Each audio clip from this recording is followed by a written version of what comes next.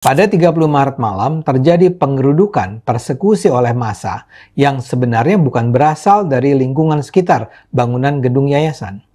Mereka berjumlah sekitar 75-100 orang.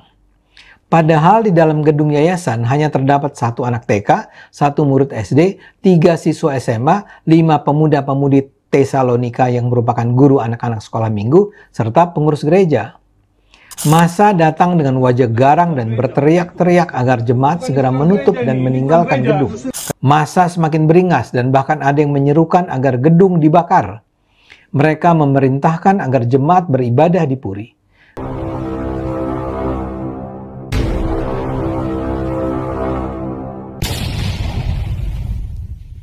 Video berikut.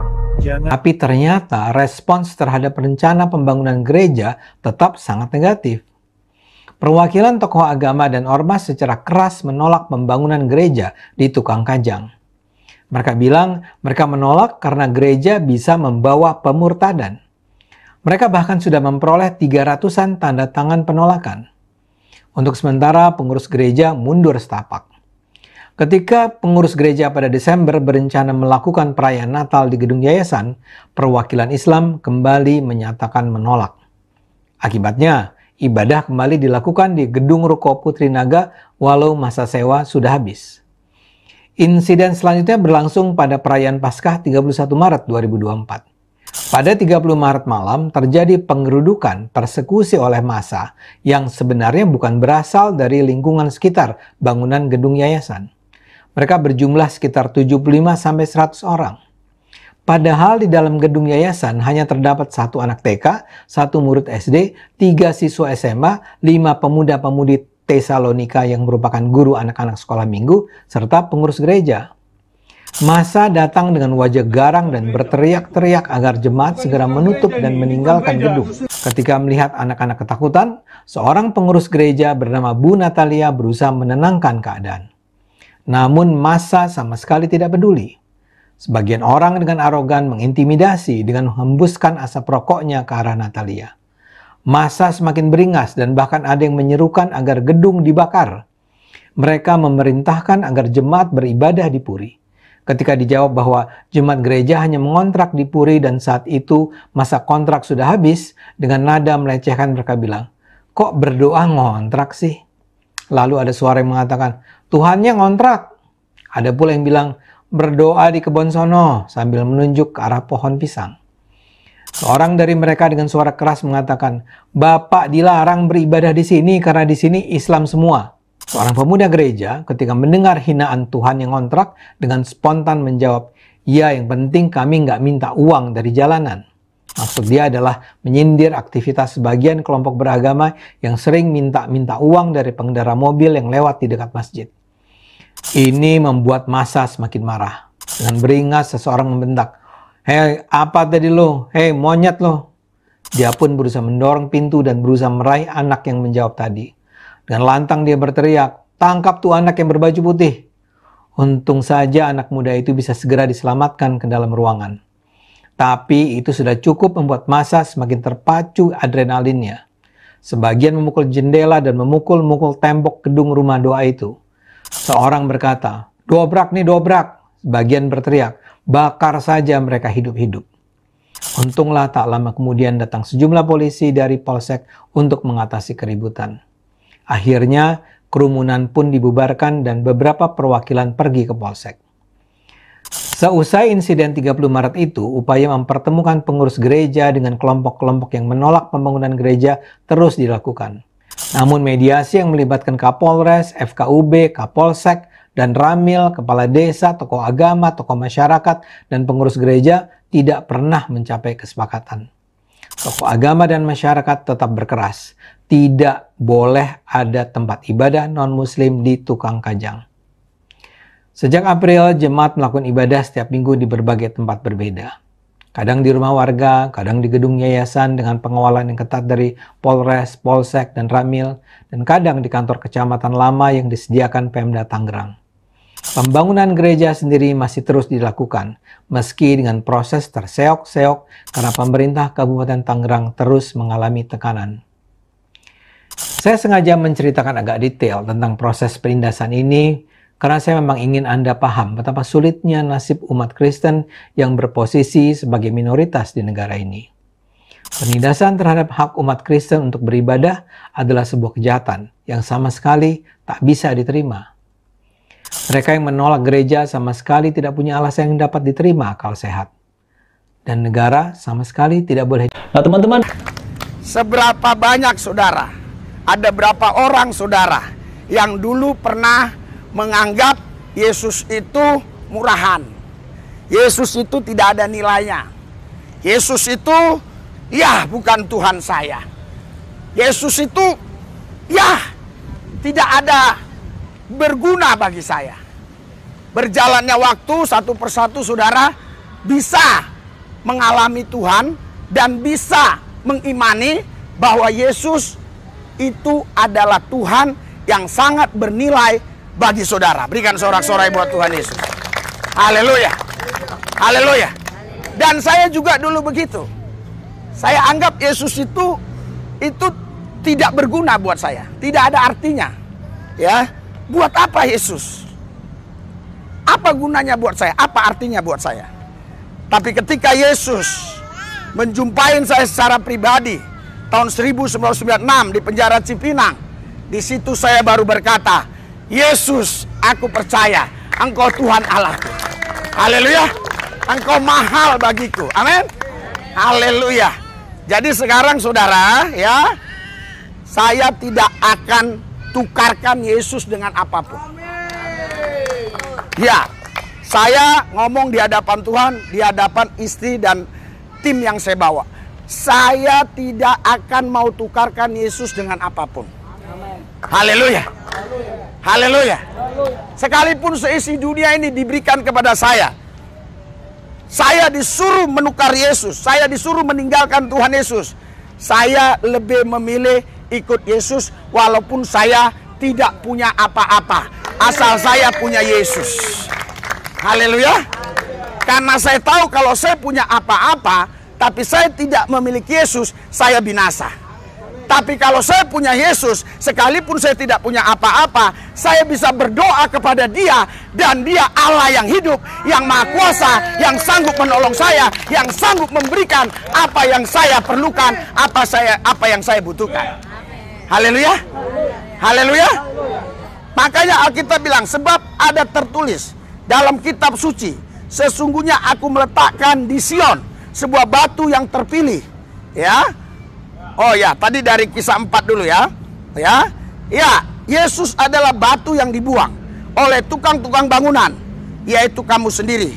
Namun ia telah menjadi batu penjuru. Haleluya. Haleluya.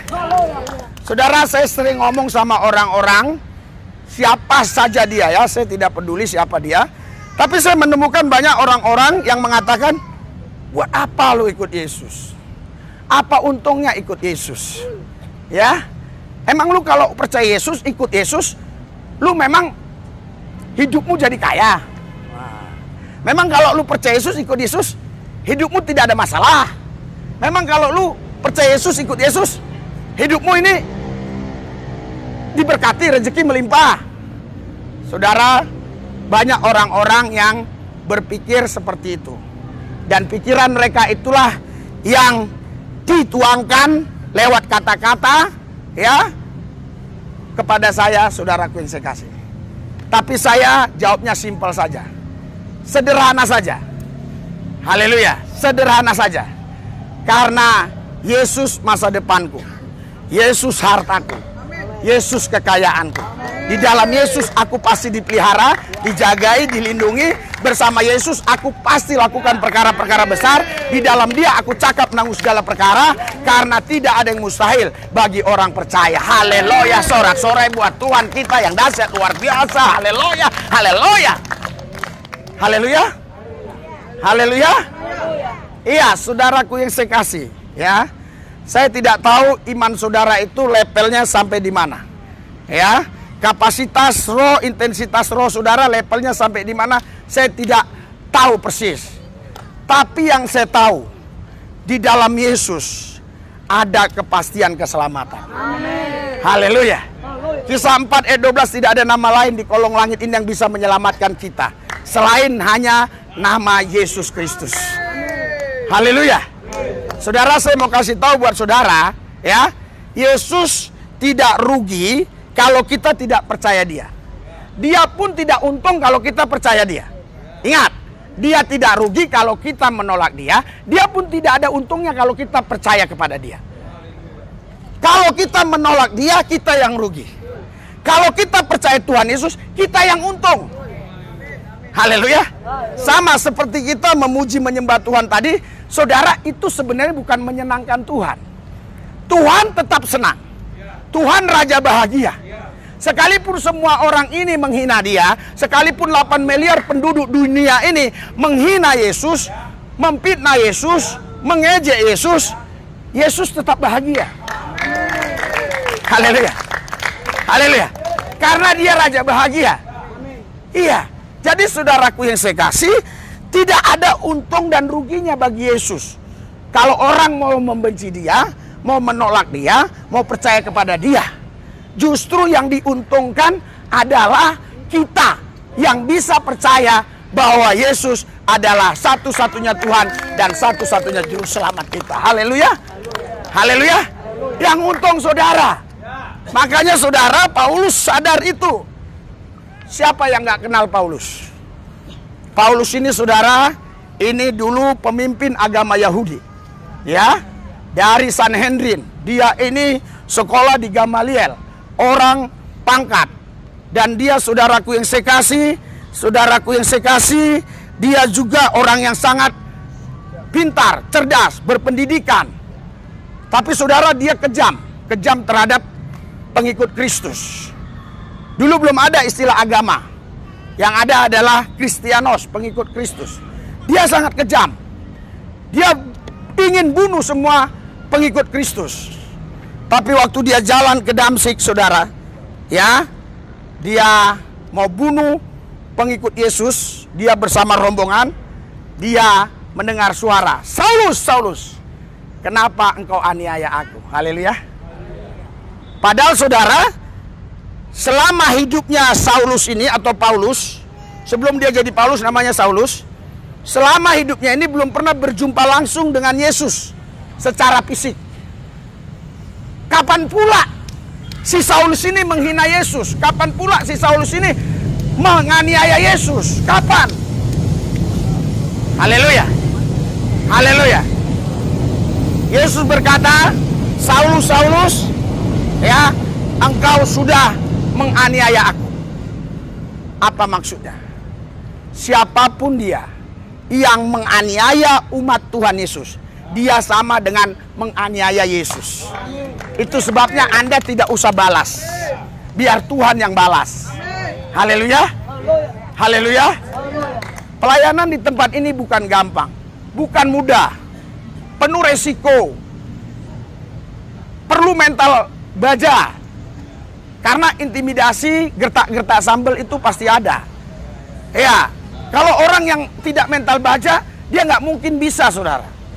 Ya, tetapi saudaraku yang saya kasih, ya, semua itu, saudara, saya lakukan karena saya tahu ikut Yesus mati pun untung.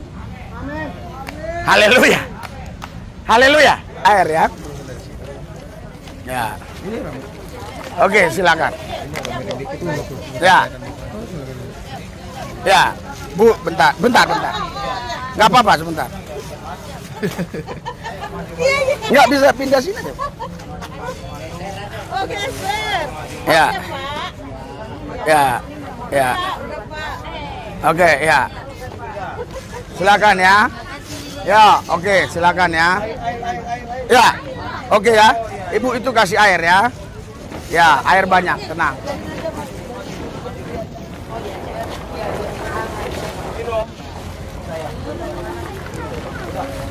Ya. Ya, salim. Ya. Ya, itu bisa. Ya. Oh, udah ada yang bagi. Oke. Jangan rebut-rebutan, pasti cukup ya. Yang udah kemari tolong ya, supaya jangan ini. Tunggu di situ ya, mamanya tunggu di situ. Ya, supaya jangan apa? Sini aja bu. Sini takut ada motor. Ya. Kalau udah di sana ibu mau berhenti di mana terserah ya. Yang penting sudah tidak berkumpul di sini ya. Belum dapat air? Benar. Oh ya ini nih air. Oke ya, sudah ya, sana ya. Udah deh, sana deh. Iya. Ada susu nggak? Nggak ada. Kayaknya nggak ada anak kecil. Ya, emang ada susu mah. Ya udah nanti jangan dibilang. Dibisikin aja dia.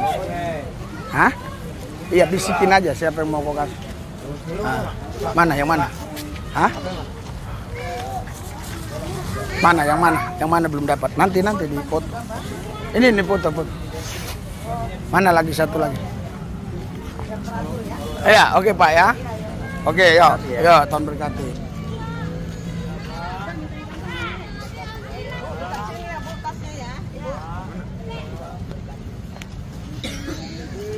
Ada anak satu kecil banget, Bang.